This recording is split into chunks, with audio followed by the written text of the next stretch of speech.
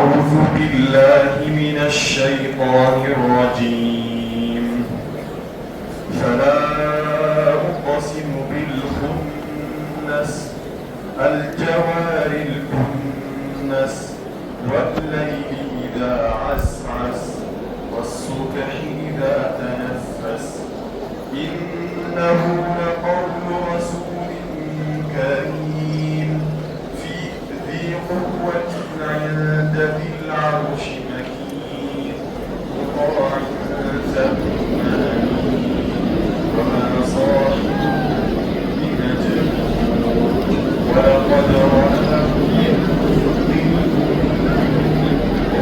وما هو على الغيب بضنين وما هو بقول شيطان فأين تذهبون وإلا ذكر للعالمين لمن شاء منكم أن يستقيم وما تشاءون إلا أن يشاء الله رب العالمين. أعوذ بالله السميع العليم من الشيطان الرجيم من همزه ونفخه ونفثه. اللهم لا علم لنا إلا ما علمتنا إنك أنت العليم الحكيم وتب علينا إنك أنت التواب الرحيم. اللهم اغفر لنا ولوالدينا ولمشايخنا ولجميع المسلمين والمسلمات. ትላንትና የሱረት ኩዊረትን ሱረት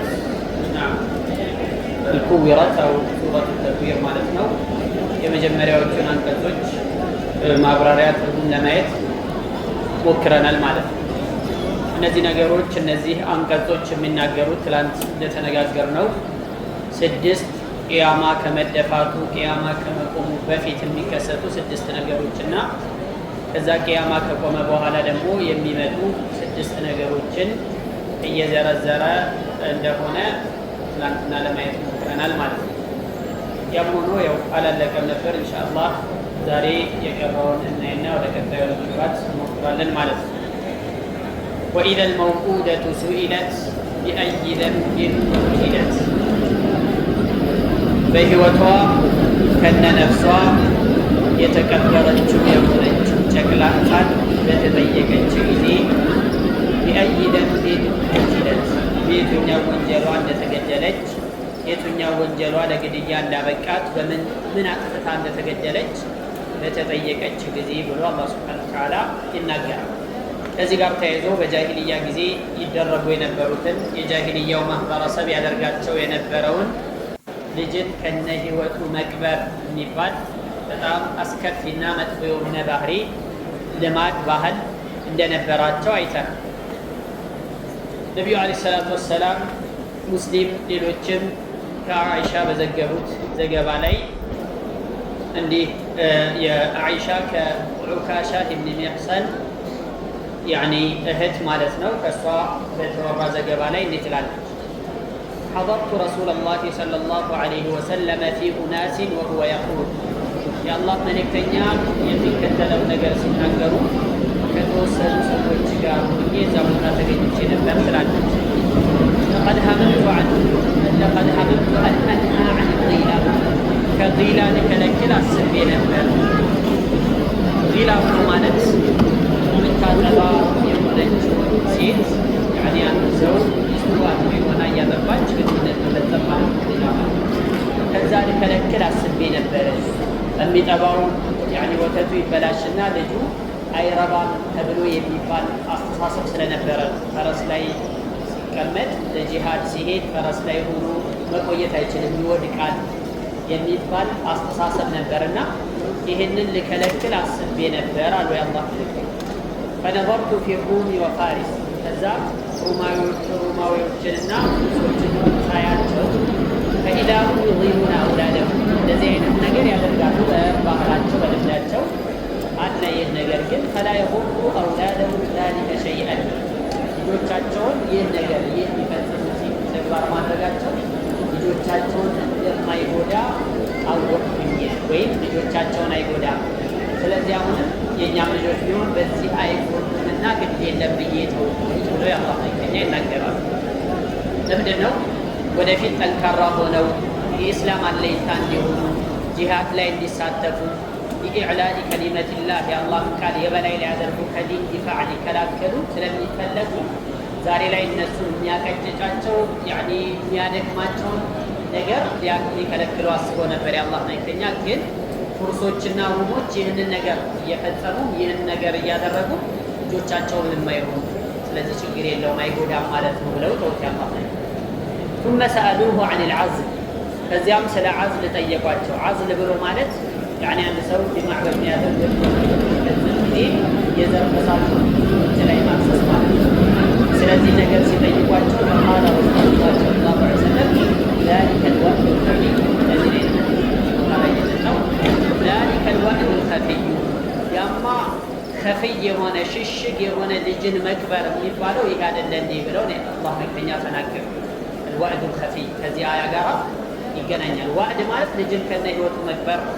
ስለዚህ ይህም የዘር ፈሳሽ ልጅ እንዳይፈጠር በማሰብ ሌላ ቦታ ላይ ማክሰስ ተመሳሳይ አይነት ተግባር ነው ብለው የአላህ መልእክተኛ ከለከሉ። ብዙም የተወደደ ተግባር አይደለም ማለት ነው። አንድ ሐዲስ ላይ እርግጥ የአላህ መልእክተኛ ስለዚህ ነገር ጠይቀዋቸው ላ ዐለይኩም አላ ተፍዓሉ ይህን እንኳን ባታደርጉት ይሻላል። ማ ሚን ነፍሲን ካኢነትን አው ማ ሚን ነፍሲን መንፉሰትን ኢላ ላሁ ኻሊቁሃ አላህ ሊፈጥረው የወሰነው ነፍስ መፈጠሩ የማይቀር ነገር ነው። ስለዚህ ያንን ባታደርጉ ይሻላል ብለው የአላህ መልእክተኛ ተናግረዋል። ጃቢር ብን ዓብድላህ ደግሞ በዘገቡት ዘገባ ላይ ኩና ናዕዚሉ ወልቁርአኑ የንዚል ቁርአን በሚወርድበት በነበረው ዘመን ነቢዩ ዓለይሂ ሰላቱ ወሰላም ላይ ጠዋት ማታ ቁርአን እየመጣባቸው እኛ ዓዝል እናደርግ ነበር።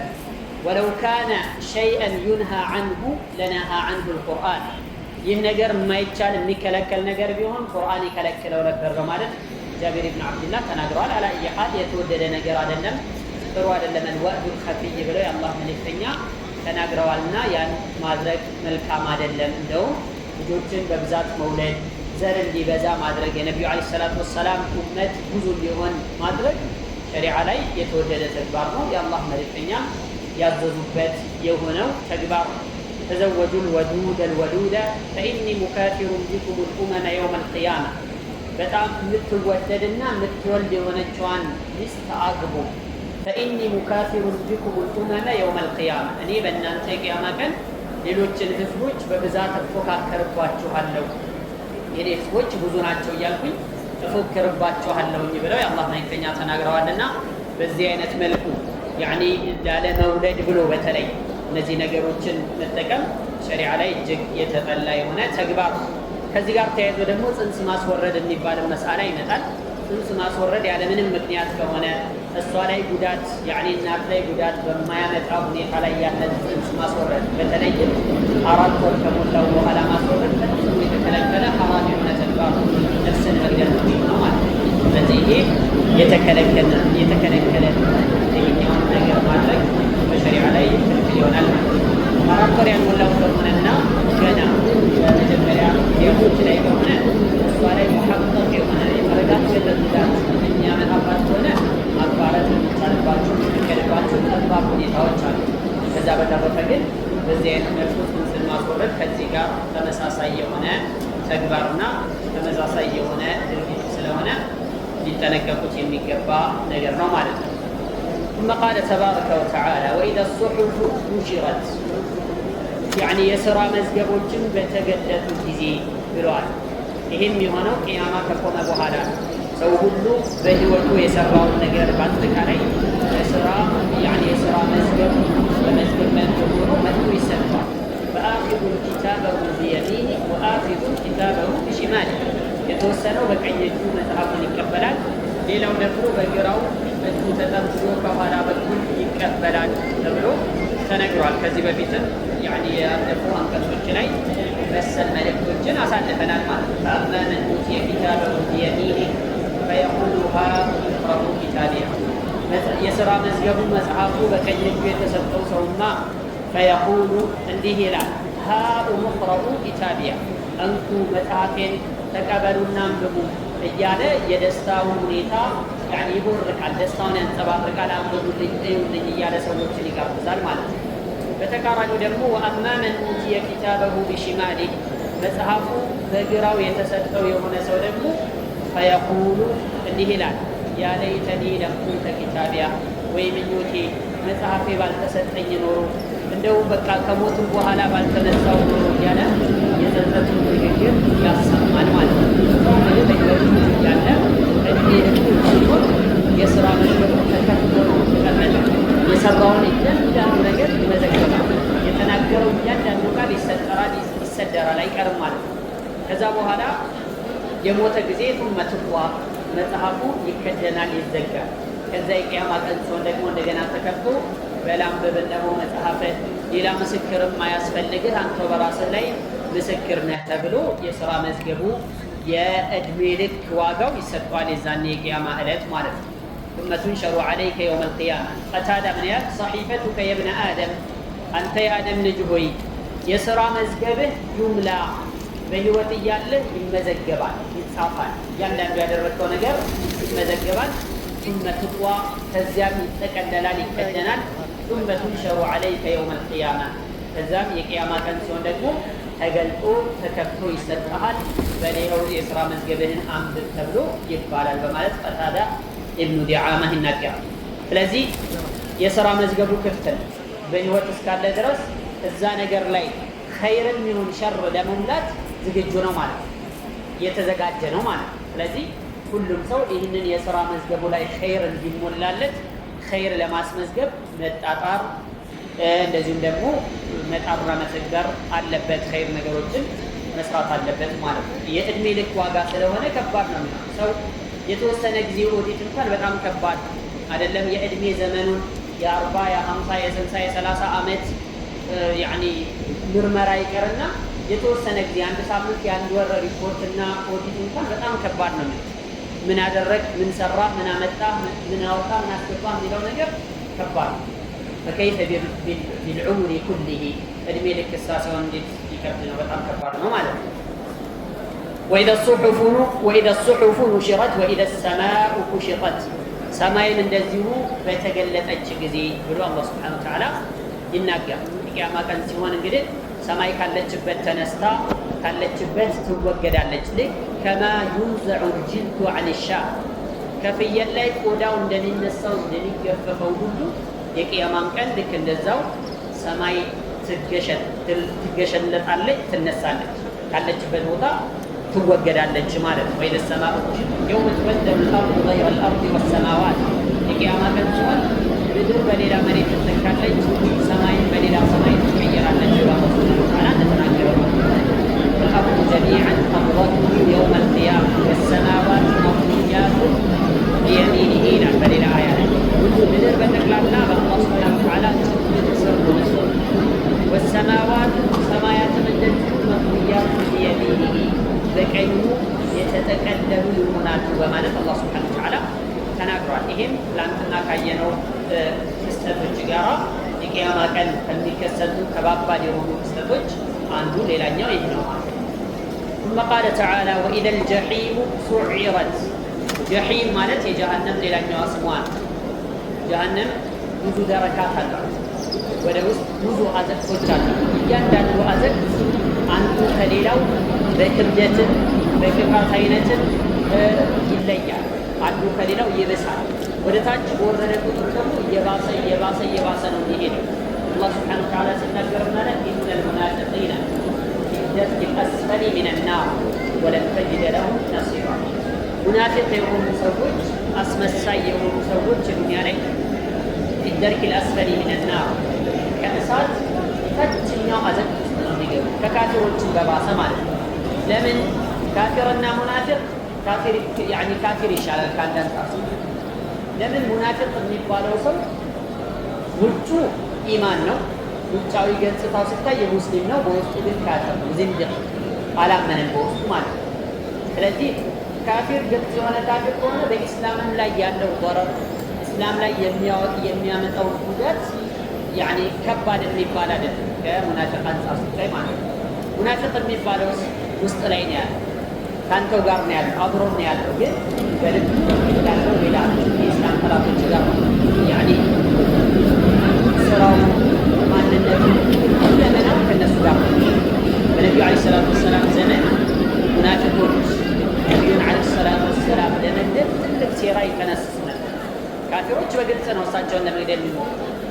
ሙናፊቆች ግን በጣም ከቢት በሆነ መጥፎ በሆነ መልክ እሳቸውን ለመግደል ሳይቀር ሴራ ያሴሩ ነበር። በተቡክ ዘመቻ ላይ ምን እንዳደረጉ ከዚህ በፊት ሲራ ላይ አይተናል። ያኒ ተቡክ ዘመቻ ላይ ፊታቸውን እንደዚህ ሸፈኑና እንዳይታዩ ሆኑና የሆነ ገደላማ አካባቢ ላይ የአላህ መልእክተኛ ግመሏ እዛ ቦታ ስትደርስ ጠብቀው በአጠገባቸው ማለት ነው በግመሏ አጠገብ ፈረሳቸውን በኃይል እያስበረገቡ እየሮጡ ለምንድን ነው ዓላማቸው? ግመሏ ደንግራ ደንግጣ ወደ ገደል ነቢዩ ሰለላሁ ዐለይሂ ወሰለም ይዛ እንድትሆን። ታዲያ የአላህ መልእክተኛ ምንም አልሆኑም፣ ተረፉ። ከዛ በኋላ ስማቸውን እያንዳንዱን ከሌ ከሌ ከሌ ከሌ ብለው ለሁዘይፋ ኢብኑል የማን የስም ዝርዝራቸውን ሰጡ። እነዚህ ሙናፊቆች በተለያዩ አጋጣሚዎች በተለያዩ ክስተቶች ኢስላም ላይ የሚያደርሱት ጉዳት፣ ኢስላም ላይ የሚያመጡት ጥቃት ከፍተኛ ነው። በዚህ ምክንያት ፊ ደርኪል አስፈሊ ሚነናር ከጀሃነም ታችኛው አዘቅት ውስጥ ነው የሚገቡት። ወለን ተጅደ ለሁም ነሲራ ለእነሱ ምንም አይነት ረዳት አታገኝላቸውም ብሎ አላህ ሱብሓነሁ ወተዓላ ይናገራልና ጀሒም የሚባለው ከጀሃነም ጠበቃቶች ወይም ከጀሃነም አዘቅቶች ያንዱ ስያሜ ነው። ወኢዘል ጀሒሙ ሱዒረት ጀሃነም በኃይል በተቀጣጠለች ጊዜ በማለት ይናገራል። ተስዒር ብሎ ማለት በኃይል እንዲነድና በኃይል እንዲቀጣጠል ግለቱ እንዲበረታ ማድረግ ማለት ነው። ኢዘል ጀሒሙ ሱዒረት ብሎ ጀሃነም መቀጣጠያው ብዙ አይነት ነገሮች ናቸው። አላህ ምን ይላል? ያ አዩሃ አለዚነ አመኑ እናንተ አማኞች ሆይ ቁ አንፉሰኩም ወአህሊኩም ናራ ነፍሳችሁንም ቤተሰቦቻችሁንም ከእሳት ጠብቁ፣ ከእሳት ታደጉ። ምን አይነት እሳት? ወቁዱሃ አናስ ወልሒጃራ የዛች እሳት መቀጣጠያዋ መንደጃዋ በምንድን ነው? አናስ ወልሒጃራ በሰዎችና በድንጋይ ምትያያዝ ምትቀጣጠል ከሆነችው እሳት ራሳችሁንም ቤተሰቦቻችሁንም ጠብቁ በማለት አላህ ሱብሓነሁ ወተዓላ ይናገራል። እና የቂያማ ቀን ጀሃነም በጣም ግለቷ ጨምሮ ፊት ከነበረው በጣም ተባብሶ ነው የሚጠብቀው። እንደውም አንድ አስር ላይ እንደተነገረው ጀሃነም 3000 ዓመት የነደደች 3000 ዓመት የተቀጣጠለች 3000 ዓመት የነደደች የሆነች እሳት ናት። ስለዚህ እንደዚህ አይነት ከባድ የሆነች እሳት ራሳችሁን ጠብቁ ነው ወደ ሀያ ላይ ወኢዘል ጀሒሙ ሱዒረት ጀሃነም በኃይል በነደደችና በተጋጋመች ጊዜ አለች። ወኢዘል ጀነቱ ሙዝሊፈት ጀነት ደግሞ በቀረበች ጊዜ ለማን ነው የምትቀርበው? ለአማኞች ለሙእሚኖች አላህን ለሚፈሩ ሰዎች። ወኡዝሊፈት ልጀነቱ ሊልሙተቂነ ገይረ በዒድ እንደሚለው ማለት አላህን ለሚፈሩ ሰዎች ጀነት ትቀርባለች።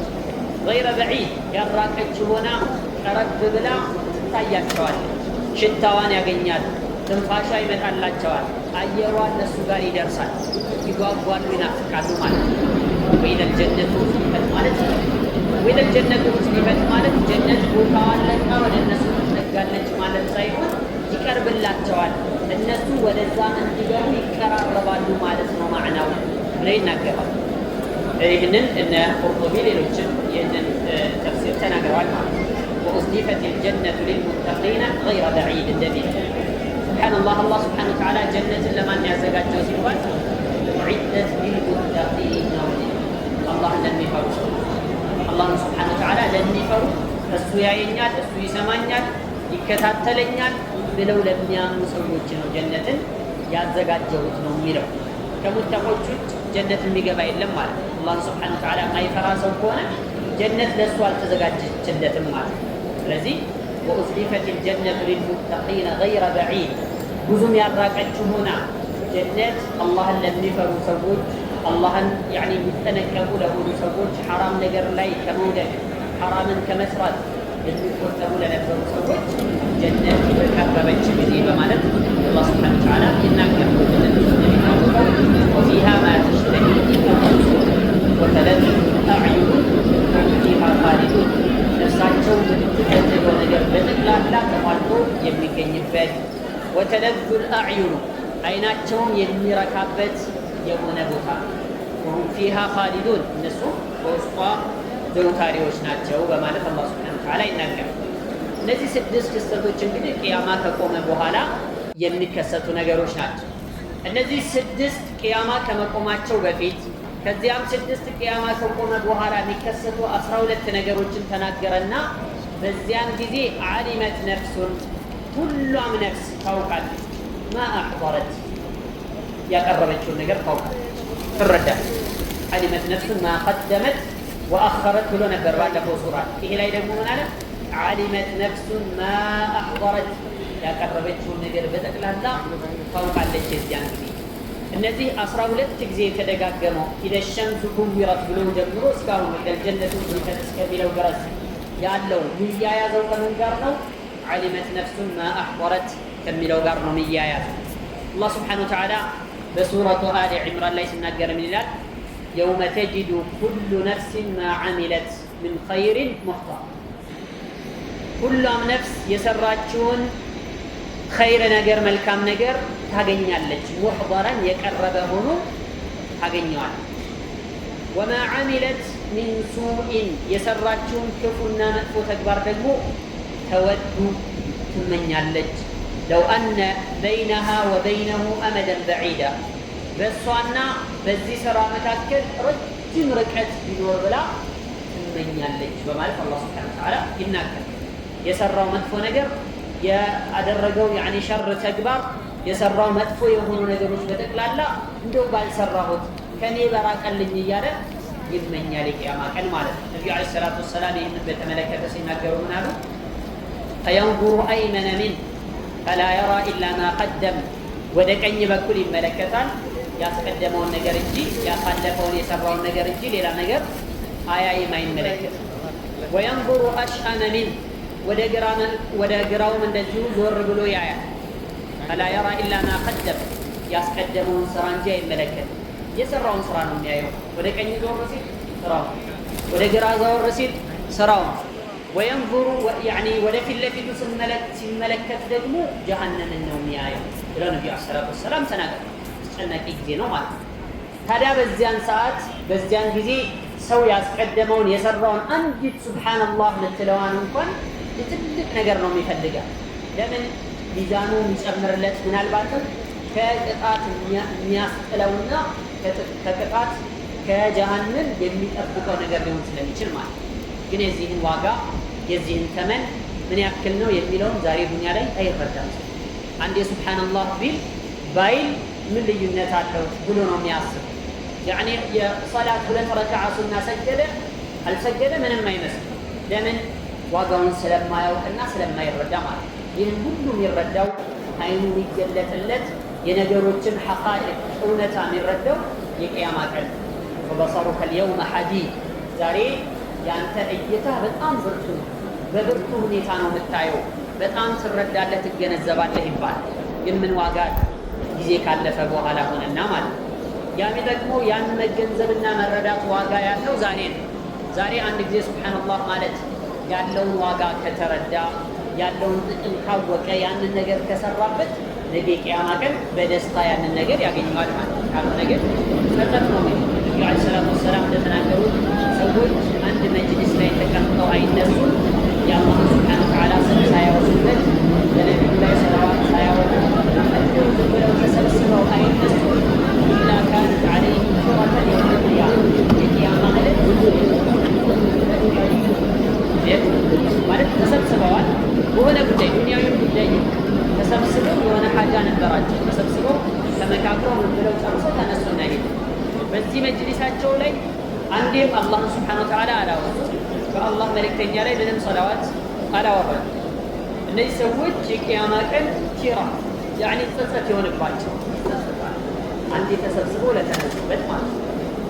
ለዚህ ነው ከፋረቱል መጅሊስ መሽሩዕ የሆነው። ለዚህ ሱብሓነከ አላሁመ ወቢሐምዲክ አሽሀዱ አን ላ ኢላሀ ኢላ አንተ አስተግፊሩከ ወአቱቡ ኢለይክ ብሎ መነሳት ጸጸት እንዳይመጣ ስለሚያደርግ ከፋረቱል መጅሊስ የሚባለው ዚክር ያስፈለገው ማለት ነው። አላየ ሐል የቂያማ ቀን ሲሆን ዓሊመት ነፍሱን ማ አሕضረት ነፍስ ሁሉ ያቀረበችውን ያዘጋጀችውን ነገር ታውቃለች በማለት አላህ Subhanahu Wa Ta'ala ተናገረ። ዑመር ብን ኸጣብ ምን ይላሉ? ይሄ ሁሉ እስካሁን ኢደ ሸምሱ ኩዊረት ብሎ የጀመረው 12 ነገሮች የደጋገመው ሊሃዳ እችን ለመናገር ይሄ ሁሉ ፀሐይ ያኒ ብርሃኗ በጠፋ ጊዜ ከዋክብት በረገፉ ጊዜ እያለ ሁሉንም ተናገረና ዓሊመት ነፍሱ ማሳረጊያው መያያዣው ነፍስ ያዘጋጀችውን ነገር ያካፈረችውን ነገር ትገነዘባለች፣ ታውቃለች፣ ትረዳለች ብሎ አላህ ሱብሓነሁ ወተዓላ ተናገረ ማለት። ይህ ደግሞ መልእክት አለ። እነዚህን ነገሮች ትረዳላችሁ፣ በኋላ ታውቃላችሁ፣ ማወቃችሁ አይቀርም። ስለዚህ የእነዚህን ነገሮች ዋጋ ዛሬ ላይ አውቃችሁለት ስራችሁን ስሩ፣ መልካም ነገሮችን አከማቹ፣ መልካም ነገሮችን ሰንቁ፣ ስንቅ ያዙ። ጉዞ ረጅም ነው። ረጅም ጉዞ የሚጓዝ ሰው ለዚህ ጉዞ የሚበቃውን ያክል ስንቅ መያዝ ይቻላል። ለአኼራ በጣም ረጅም የሆነ ከባድ የሆነ አስቸጋሪ የሆነ በብዙ አደጋዎች የተሞላ የሆነ ከባድ ጉዞ። ስለዚህ ለዚህ ጉዞ ስንቅ ማዘጋጀትና ስንቅ መያዝ ይበጃል የሚል ማዕና የሚል መልእክት አለው ማለት ነው። ከዚያም አላህ ስብሓነሁ ወተዓላ አስከተለና እንዲህ አለ፣ ፈላ ኡቅሲሙ ቢልኩነስ አልጀዋሪ ልኩነስ ወለይሊ ኢዛ ዐስዐሰ ወሱብሒ ኢዛ ተነፈስ ኢነሁ ለቀውሉ ረሱሊን ከሪም ብሎ አላህ ስብሓነሁ ወተዓላ ተናገረ። ፈላ ኡቅሲሙ ቢልኩነስ የሚደበቁ በሆኑት ከዋክብት እምላለሁኝ አለ። አልጀዋሪ በሰማይ ቀበሌ ላይ የሚንቀሳቀሱ የሚነጉዱ የሚሄዱ በሆኑት ከዋክብት እምላለሁ። አልኩነሲ ወደ መደበቂያቸው ወደ መግቢያቸው የሚገቡ በሆኑት ከዋክብት እምላለሁ። ወለይሊ በሌሊትም እምላለሁ ኢዛ ዐስዐሰ በነጣ ጊዜ፣ ወሱብሒ በንጋትም እምላለሁ ኢዛ ተነፈስ በብርሃኑ በተነፈሰ ጊዜ እምላለሁ ተዓላ ተናገረ። እንግዲህ ከዚህ በፊት ብዙ ምዕራፎች ላይ ለማየት እንደሞከርነው አላህ ስብሓነሁ ወተዓላ በተለያዩ ታላላቅ ከባባድ በሆኑ ፍጡራን እያነሳ ይምላል። አላህ ስብሓነሁ ወተዓላ በፈለገው ነገር መማል ይችላል። ፍጡራን ግን በአላህ እንጂ በሌላ ነገር መማል አይችልም። ታዲያ ፈላ ኡቅሲሙ ቢልኩነስ ማለት ምን ማለት ነው? ኩነስ ማለት ሙክተፊያ ማለት የሚደበቁ የሆኑ ከዋክብት እምላለሁኝ። የሚደበቁ በሆኑ ከዋክብት እምላለሁ። ከዋክብቶች እንግዲህ እንደሚታወቀው ሲነጋ ፀሐይ በሚወጣ ጊዜ ይጠፋል፣ ከእይታ ይሰወራል፣ ይደበቃል። የት ሄደው ነው? ጠፍተው ነው? ከቦታቸውን ለቀው ነው? ላ ግን የፀሐይ ብርሃን ሲወጣ የእነሱ ብርሃን ይሆናል፣ ይደበቃል ማለት ነው። እንደዚህ በሆኑ ከዋክብት እምላለሁ ብሎ አላህ ሱብሓነሁ ወተዓላ ተናገረ። ምን አይነት ከዋክብቶች ናቸው እዚህ ጋር የተፈለጉት ሲባል ወደ 5 ወይም ወደ 7 አካባቢ ኮከቦችን ይጠቅሳሉ ማለት ነው ዑለማዎች። ያኔ እነሱን ተዘርዘር ያናክልም ፋይዳ ስለሌለው እናልፋለን። ኩኑስ ማለት هو الاستتار والاستخفاء መደበቅ መሸሸግ ማለት ነው። فهي تختفي بالنهار وتظهر بالليل በሌሊት ሲደበቁ ይሸሸጉና ቀን ሲሆን ደግሞ ይፋ ሆነው ግልጽ ሆነው ይወጣሉ። ያ ማለት ነው ፈላ ኡቅሲሙ ቢልኩነስ ማለት ይሄ ላ የምትለዋ ባይሆን አልመለም ማለት አይደለም። ከዚህ በፊትም 1-2 አካባቢ ቦታዎች ላይ አሳልፈን ፈላ ኡቅሲሙ ማለት አልመለም ማለት ሳይሆን እምላለሁኝ ማለት ነው። ታዲያ ላ የምትለዋ ለምን ገባች? ለማጠንከር ያኔ ነገሩን ከበድ አድርጎ ጥንካሬ ሰጥቶ ለመግለጽ መሐላውን ለማጠንከር እና ይህንን ያመጣው አቂደቱ ሊፈሰም መሐላውን ታጠናክራችሁ መሐላውን የምታፈርስ አይደለችም ማለት ነው። ዓሊ ብን አቢ ጣሊብ ቢሰነድን ሰሒህ ጠበሪ በዘገቡት ዘገባ ጠበሪ ኢማም ሙፈሲሪን ናቸው። ኢብኑ ጀሪር አጠበሪ ረሕመቱላሂ ዐለይህ ፈላ ኡቅሲሙ ቢልኩነስ ማለት ሂየ ኑጁም ተኽኑሱ ቢነሃሪ ወተክኑሱ ቢለይል ብሎ ይላል። እነዚህ ኩነስ ማለት ከዋክብቶች ናቸው። ተክኑሱ ቢነሃር ቀን ሲሆን ይሸሸጋሉ። ወተክኑሱ ቢለይል ሌሊት ሆኖ ደግሞ ወደ ንጋት አካባቢ በሚደርስ ጊዜ ወደ መግቢያቸው ወደ ማረፊያቸው ይደበቃሉ ማለት ነው በማለት ገልጸዋል ዓሊ ብን አቢ ጣሊብ። አልጀዋሪ ማለት ተያዞች የሆኑት ከዋክብቶች ይምላል።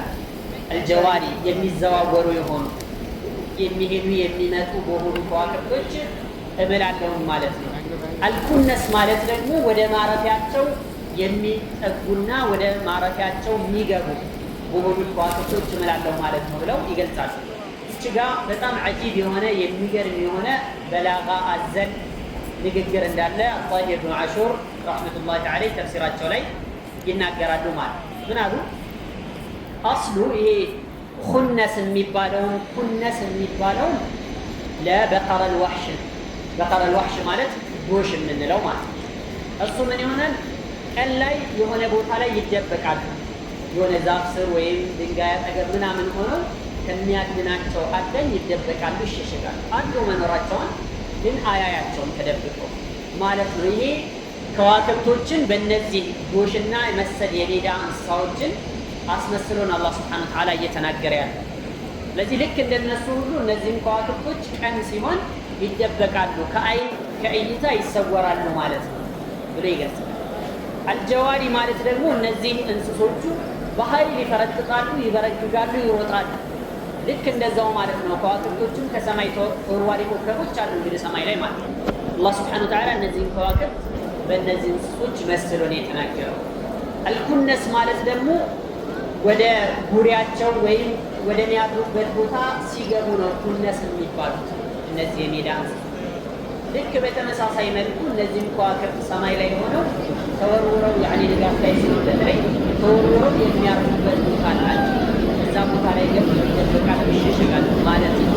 አላህ ሱብሓነሁ ወተዓላ እነዚህን ከዋክብቶች በእነዚህ እንስሶች መስሎ በእስቲዓራ መልክ የተናገረው ማለት ይገልጻሉ ማለት ነው።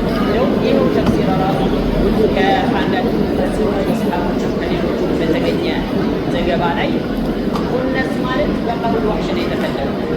የሜዳ ጎሽ ወይም ደግሞ እንስሶች ማለት ነው የተፈለገው። አላ አቅሲሙ ቢልኩነስ ቅድም የተባለው ማለት ነው። ከእይታ የሚሰወሩ በሆኑት እንስሶች እምላለሁኝ።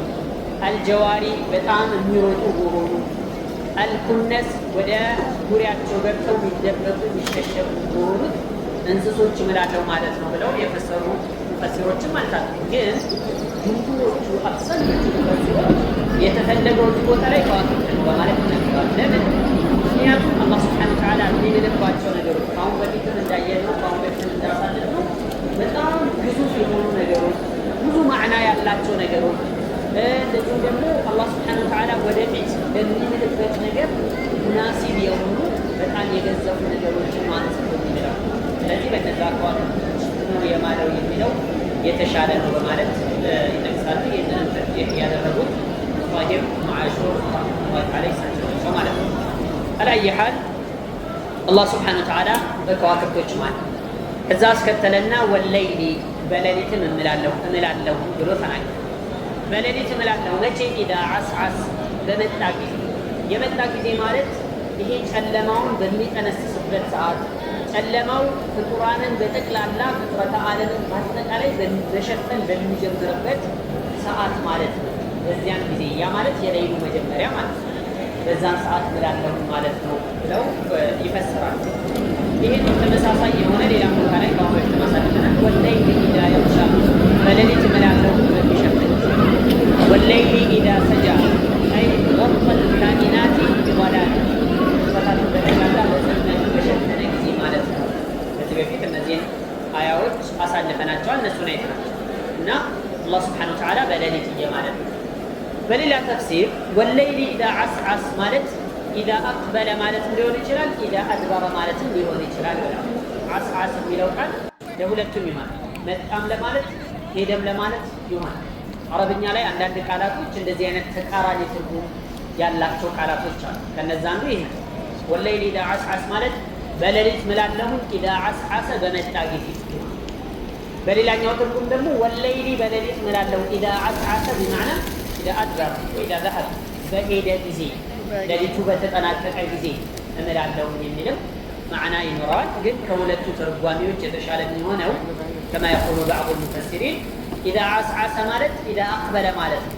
ሌሊቱ በመጣ ጊዜ የሌሊቱ የመጀመሪያው ክፍለ ጊዜ በሚሆኑ ሰዓት እምላለሁ ማለት ነው የሚለው የተሻለ ነው። ለምን የተሻለ ሆነ ብትሉ ቀጥሎ ወሱብሒ ኢዛ ተነፈስ ሊል ሱብሕ ማለት የሌሊቱ የመጨረሻው ክፍል ነው። ወደ ንጋት አካባቢ እየደረሰ ነው። ስለዚህ በሌሊት በንጋት እምላለሁኝ እያለ ስለሆነ የሌሊቱ መጨረሻ ቀጥሎ ያለው አያ ላይ ተነሱ። ስለዚህ የሚሻለው የትኛው ነው? ወለይል ኢዛ ዐስዐስ በሌሊት እምላለሁኝ ኢዛ ዐስዐሰ ኢዛ አቅበለ በሚመጣ ጊዜ በሚጀምር ሰዓት ማለት ነው የሚለው የተሻለ ነው የሚለውን ይህንን ሼኽ ኢብኑ ዑሰይሚን ረሕመቱላሂ ዐለይህ ተፍሲራቸው ላይ ጠቅሰውታል ማለት ነው። ወሱብሒ በንጋትም እምላለሁኝ አለ። ኢዛ ተነፈሰ በብርሃኑን በማውጣት ወይም ብርሃኑን በመስጠት እስትንፋስ ያወጣ ጊዜ። ተነፈሰ ማለት ትንፋሽ ማውጣት ማለት ነበር። ግን እዛ ቦታ ላይ የሌሊት ምንም ትንፋሽ ምናምን የሚባል ነገር የለም። ስለዚህ ብርሃኑን በማውጣት የተገላገለ ጊዜ እፎ ያለ ጊዜ ማለት ነው የሚል ማዕና ይሰጣል። ያ ማለት ሌሊቱን እንደ ተጨነቀ ሆኖ ንጋት ሲመጣ እፎይታ እንዳገኘ አይነት ማለት ነው። በዛ አይነት መልኩ እምላለሁ ብሎ አላህ ሱብሓነሁ ወተዓላ ጠቀሰ። ወሱብሒ ኢዛ ተነፈስ በንጋት እምላለሁ ኢዛ ተነፈሰ ብርሃኑን በመስጠት በተነፈሰ ጊዜ እምላለሁ ማለት ነው ብላ የተማለበት ነገር ምንድን ነው? ኢነሁ ለቀውሉ ረሱሊን ከሪም እሱ የተከበረው መልእክተኛ ንግግር ነው። እሱ አለ እሱ ምንድን ነው አልተጠቀሰም። ምን እንደሆነ ከአሁን በፊት ያሉ አንቀጾች ላይ ቁርአን መሆኑን የሚያሳይ ነገር የለም፣ አልተጠቀሰም ወይም ቃሉ አልመጣም። ግን ሚነል መቃም ቦታው ስለምን እየተነገረ እንደሆነ ስለሚታወቅ ቁርአን መሆኑን እንረዳለን፣ እንገነዘባለን ማለት ነው።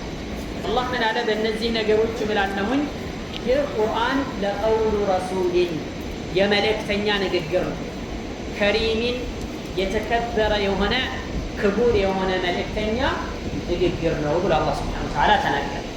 የእሱ ንግግር ነው ማለት ከየት አምጥቶ የተናገረው ነው? ከአላህ ሱብሓነሁ ወተዓላ ከላከው አካል ይዞ መጥቶ የተናገረው። አንድ ሰው የመልእክተኛ ንግግር ነው ሲባል ያንን መልእክት ከየት ነው ይዞት የመጣው? ማን ነው አድረስ ብሎ የላከው የሚል ጥያቄ ይነሳል። መልስ ይሰጣል። يقول شيخ الإسلام ابن تيمية رحمه الله تعالى إنما يضاف الكلام إلى من قاله مبتدئا لا إلى من قاله مبلغا مؤديا ብሎ ንግግር ኢዳፋ የሚደረገው የማን ንግግር ነው ሲባል ጀምሮ ለተናገረው ሰው ነው የሚጠቀሰው ወይም የሚጠጋው ለጀማሪው አካል ነው። መጀመሪያ ያንን ንግግር ለተናገረው ሰውዬ ነው የሚጠጋው እንጂ በሁለተኛ ደረጃ ወይም አድራሽ አስተላላፊ ሆኖ የሚናገረው ሰው የሱ ንግግር አይደለም። እንዴት ብንል ለምሳሌ ዑመር ብን ኸጣብ ረዲየላሁ ዐንሁ ሰሚዐቱ ረሱለላህ ሰለላሁ ዐለይሂ ወሰለም የቁል አልአዕማሉ ቢንኒያት ብሎ ተናገሩ። የአላህ መልእክተኛ ኢነመል አዕማሉ ቢንኒያት ብለዋል ብሎ ሲናገር ኢነመል አዕማሉ ቢንኒያት ስራዎች የሚፈጸሙት በንያ ነው የሚለው መልእክት ማን ነው? የዑመር ነው የነቢዩ ሰለላሁ ዐለይሂ ወሰለም መጀመሪያ የተናገሩ ማለት ነው። የአላህ መልእክተኛ ናቸው የተናገሩ እንጂ የዑመር ንግግር አይደለም የሚባል። ዑመር እሳቸው እንዲህ ሲሉ ሰምቻለሁ ብሎ ነው እያስተላለፈ ያለው ማለት ነው። ስለዚህ እዚህም አያ ላይ ጅብሪል ዓለይሂ ሰላም አላህ ሱብሓነሁ ወተዓላ አድርስ ያለውን መልእክት የነገረውን ቁርአንና ወሕይ ይዞ መጥቶ ለመልእክተኛው ለነቢዩ ዓለይሂ ሰላቱ ወሰላም አስተላለፈ። ስለዚህ ይህ ንግግር የእሱ ንግግር ነው ማለት ምን ማለት ነው? የጅን ንግግር አይደለም፣ የተጥፋይ ንግግር አይደለም፣ የመልእክተኛ ንግግር አይደለም። እንግዲያውስ የተከበረ መልእክተኛ ይዞት የመጣው ንግግር ነው። ከየት ነው ይዞት የመጣው? ምን ዒንዲላህ ሱብሓነሁ ወተዓላ ከአላህ ሱብሓነሁ ወተዓላ ዘንድ ነው ይዞት የመጣው ማለት ነው። ይህ እንግዲህ ቀጥታ መልእክቱን ሀሳቡ ትርጉሙን ይህ ነው። ሌሎች አንቀጾችን ስናስተያይና ከሌሎች አንቀጾችን አክብረን አንድ ላይ አድርገን ስንረዳው የሚሰጠን ማዕናና የሚሰጠን መልእክት ይህ يقول الطحاوي رحمة الله عليه في عقيدته من إلى الله سبحانه وتعالى ይህንን ቁርአን የሰብአዊ ፍጡር ወይም የሰው ንግግር ነው ያለን ሰው ሲዝትበት ስንመለከት የአላህ ንግግር መሆኑን እናውቃለን፣ እንረዳለን። ምን ማለት ነው? ማለት ነው አላህ ስብሓነሁ ወተዓላ በሱረት ሙደሲር ላይ ኢነሁ ፈከረ ወቀደር ፈቁቲለ ከይፈ ቀደር ሱመ ቁቲለ ከይፈ ቀደረ ሱመ ነظረ ሱመ ዐበሰ ወበሰር ሱመ አድበረ ወስተክበር ቃለ ኢን ሃዛ ኢላ ሲሕሩን ዩእሰር ኢን ሃዛ ኢላ ቀውሉ ልበሸር። ይህ ያኒ አውጥቶ አውርዶ ተመልክቶ ብሎ ብዙ ነገሮችን አሰላስሎ መጨረሻ ድምዳሜ ላይ ደረሰ። ኢንሃዳ ኢላ ሲሕሩን ዩእሰር፣ ይሄ ከሌሎች አካላቶች ተላልፎ የመጣ ንግግር እንጂ ሌላ አይደለም ብለዋል። ኢንሃዳ ቀውሉ ልበሸር ይህ የሰው ንግግር እንጂ ሌላ አይደለም ብሎ ተናገረ ብሎ አላህ ሱብሓነሁ ወተዓላ ጠቀሰና አስከትሎ ዛተበት ቃል ሰኡስሊሂ ሰቀር ሰቀር የተባለውን ጀሃነም ውስጥ አስገባዋለሁ ብሎ ዛተ። ለምንድን ነው የዛተበት? ምክንያቱም ይህ ቁርአን የሰው ንግግር ነው ብሎ ስለተናገረ ይህንን አቋም ስለያዘ ማለት ነው።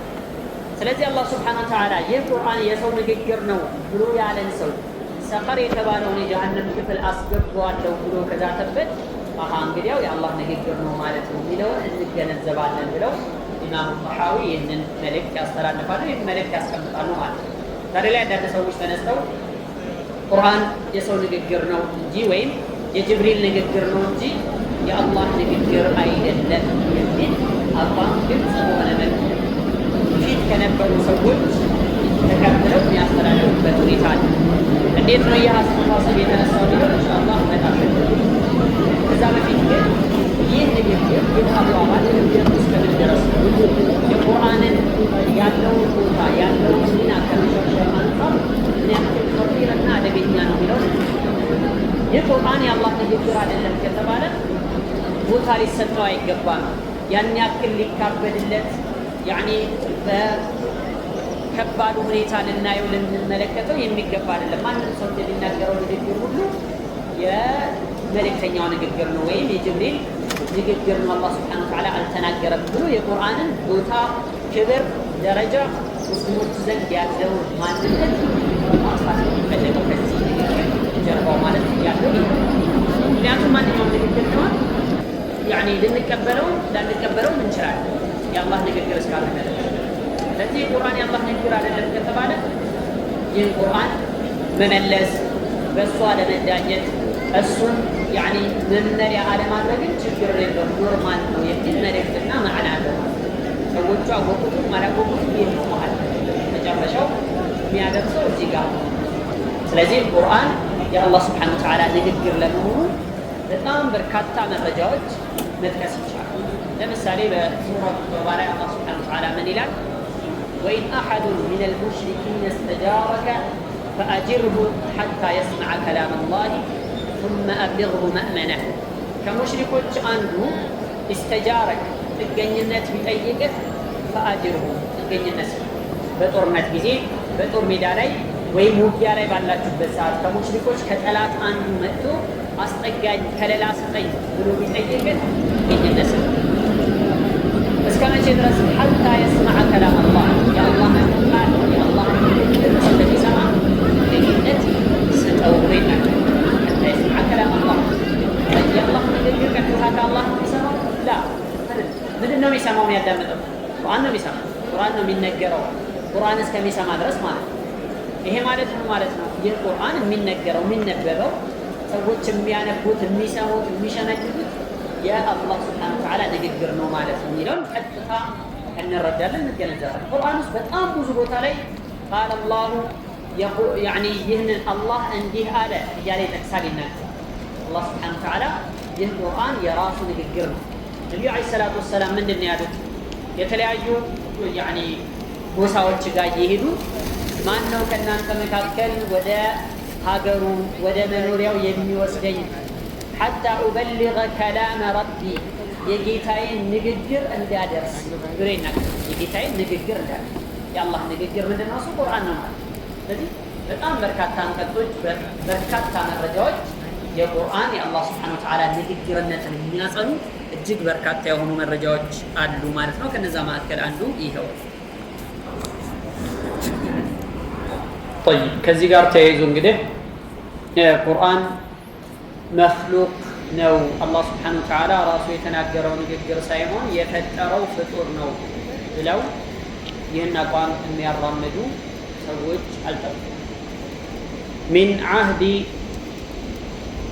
الإمام أحمد بن حنبل إلى يومنا هذا الإمام أحمد بن حنبل زمن جمروس كزاري درس يهنن أقوام የሚያራግቡ ሰዎች አልጠፉም ማለት ቁርአን መክሉቅ ነው የሚለውን አባባል ለመጀመሪያ ጊዜ ይዞት የመጣው ለመጀመሪያ ጊዜ ይህንን አስተሳሰብ ማራመድ የጀመረው الجعد بن درهم የተባለ ሰው ነበር። ይህንን ጀዕድ ብኑ ዲርሃም የተባለውን ሰው خالد بن عبد الله القصري في سنة 24 و100 من الهجرة النبوية. عندما توها يراتنيو هجرة لي علماء بكفرنا بزندقة أربعوبت تقلوا جعد بن درهم النبال رسولي معنى الناس أساسا لما جمع رأيزيه يمتعونا يرى مدينة برسول ይህንን አስተሳሰቡን እሱ ከተገደለ በኋላ ደግሞ የእሱ ተማሪ የነበረው الجعد بن درهم الجعد بن صفوان የተባለው ተማሪ እሱ እንደገና ይህንን አስተሳሰብና አቋም በሙስሊሞች መካከል ማስፋፋት ጀመረ። እሱ በ28 ሂጅራ ላይ ተገድሏል። በኺላፈቲ ሂሻም ብን አብዱልመሊክ የአዋሊድ القرن الثالث الهجري በሶስተኛው ምዕተ ዓመት መጀመሪያ አካባቢ ላይ ይህንን የተደረገው ማለት ነው። አላየ ሐል ቢሽር አልሚክሪሲ የተባለ ሰው ደግሞ ይህንን እንደገና በ218ኛው ሂጅራ ላይ ይህንን በኃይል ያኒ በጣም ማስፋፋትና ሙስሊሞች መካከል ማሰራጨት የጀመረው ይህን ቢሽር አልሚክሪሲ የተባለ ሰውዬ ማለት ነው። እና ይህ ፊትና በሰዎች መካከል ቀስ በቀስ እየሄደ ቀስ በቀስ እየተስፋፋ እስከ ዛሬ ድረስ ከማይሆኑ አህባሾች ዛሬ ላይ እንደሚሉት በግልጽ በአደባባይ ጅሃረን ነሃረን ቁርአን መክሉቅ ነው። ቁርአን የአላህ ንግግር ሳይሆን መክሉቅ ነው፣ ፍጡር ነው። አላህ የተናገረማ ካልን ከፍጡራን ጋር የተሳሰረ የሚል አጉል ሽሽት አላህ ስብሓነሁ ወተዓላ ይናገራል። በምን መልኩ ነው የሚናገረው ሲባል ከፍጡራን ጋር በማይመሳሰል መልኩ ይናገራል። እንዴት ነው የሚናገረው? ከይፍያው ምን ይመስላል? ሁኔታው እንዴት ነው? አላህ ስብሓነሁ ወተዓላ ብቻና ብቻ ነው የሚያውቅ፣ ማንንም የሚያውቅ ስላልተነገረን ማለት ነው። ስለዚህ ይህንን አስተሳሰብ በሰዎች መካከል ቀስ በቀስ እየተስፋፋ ኸሊፋዎች ጋር ሳይደርስ ደረሰ። ያኔ እነሱ ጋር ሳይቀር ደረሰ ማለት ነው። ኸሊፋዎች በወቅቱ የነበረ ኸሊፋ በ218 ሂጅራ ላይ የሙዕተዚላዎች ዋና መሪ የነበረ ኢብኑ አቢ ዱአድ የሚባል ሰውዬ ነበር፣ በኢማም አሕመድ ኢብኑ ሐንበል ጊዜ ማለት ነው። እዛ መጣና ኸሊፋው ጋር መጥቶ ይህንን ንግግር ይህንን አስተሳሰብ ለኸሊፋው ይወሰዱ ሰው ጀመር። መጀመሪያ ቀረቤታ ነበረው ኸሊፋው ጋር። ማን የሚባለው ኸሊፋው? መእሙን የሚባል ኸሊፋ ነበር እና ያንን እምነት በኸሊፋ አቋም አድርጎ ያዘ። ቁርአን መክሉቅ ነው የሚል እምነት ማለት ነው። በቃ ሐቅ ነው ብሎ ተቀበለ። መረጃው ይኸው ብለው ያቀርቡለታል። ይህም የሆነው በ218 ሂጅራ ነው እንደተባለው ማለት ነው። ከዛ ኸሊፋ ላይ ባለስልጣን ላይ ሲመጣ ደግሞ ነገሩ እንደሌላው ቀላል አይደለም። እሱ ይህንን እምነት ይህንን አስተሳሰብ ሰዎች ላይ በግድ ለመጫን ተንቀሳቀሰ። ወሐመለ الناس على ذلك وأكرههم አስገደዳቸው ማለት ነው። ከዛ በኋላ ሚሕነቱ ኸልቅ القرآن የሚባል ፊትና መከራ የዛኔ የተጀመረ። ዑለማዎችን ሰብስቡልኝ፣ አዋቂዎችን፣ ፉቃሃዎችን፣ ሙሐዲሶችን አንድ ሳይቀር ሰብስቡ እያለ በሉ ይህን እምነት ትቀበላላችሁ ወይስ አትቀበሉም እያለ ይህንን እምነት ማስተላለፍ ሰዎች ጋር እንዲደርስ ማድረግ ጀመረ ማለት ነው።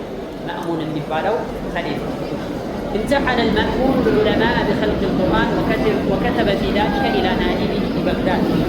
ካለበት ሀገር በግዳድ ላይ ላለው ያኔ ለሱ ማለት ነው ደብዳቤ ጽፎ ይህንን እምነት ማይቀበል ሰው ካለ ያለ ያኔ አስገድደኝ እምነት ሁሉ በሩ አለ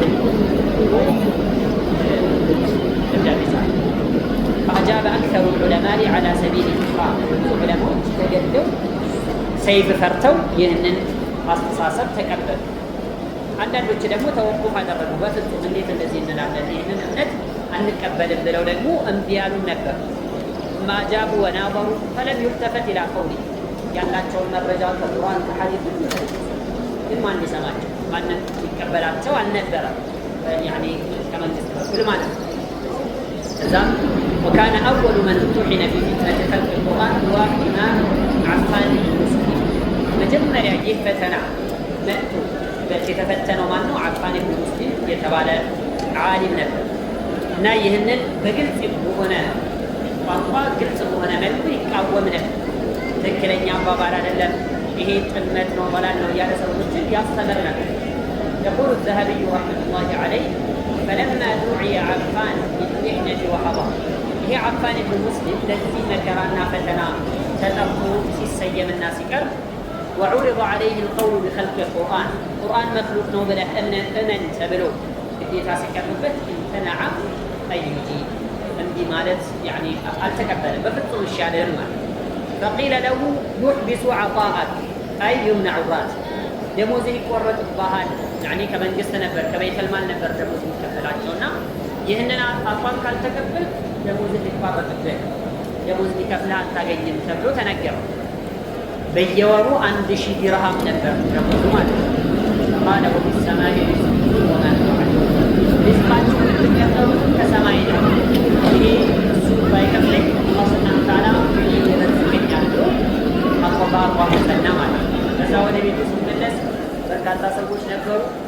ቤቱ ላይ يعني የሚያስተዳድሯቸው ቤተሰብ አባላት ብዙ ነበሩና እንዴት ልንኖር ነው በምን ልንኖር ነው ምን ልንበላ ምን ልንጠጣ ነው ብለዋል እዛም وكان يوجد في داره نحو من 40 إنسانا 40 ምናምን የሚደርስ ቤተሰብ ነበር የሚያስተዳድረው 40 ምናምን ቤተሰብ አካባቢ ነበሩት ይባላል እዛም በዚህ ሁኔታ ላይ ያለ ይወቀሱት ይያለ فدق عليه داق الباب አንድ ሰው መጣና በር አንኳኩ فدخل عليه رجل ومعه كيس فيه 1000 درهم አንድ ሰው የሆነ ከረጢት 1000 درهم ያለበት ከረጢት ይዞ ገባና فقال يا أبا عثمان أنت يا عثمان أباتوي ثبتك الله كما ثبت في الدين بدين لا يندسنها ودينون اندسنها الله يعطنا وهذا لك في كل شهر يهو يزيانت بيورو يامت الله الله أبشر بلو